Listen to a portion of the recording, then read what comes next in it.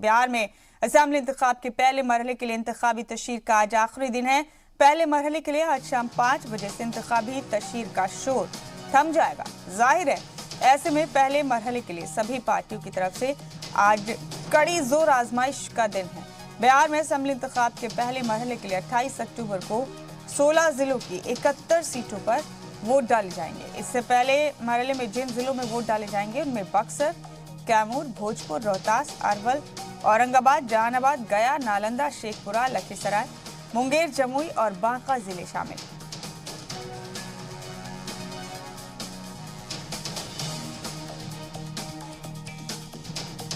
बड़ा अपडेट बिहार से आपको बता रहे हैं। आज इंतखाबी तशहीर का आज आखिरी दिन है। आज शाम से इंतखाबी तशहीर का शोर थम जाएगा।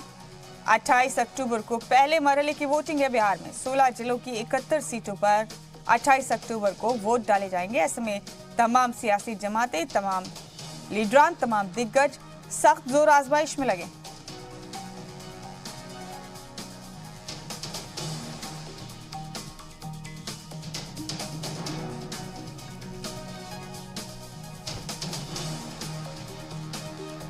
बिहार से इस वक्त का बड़ा अपडेट आपको बता रहे हैं।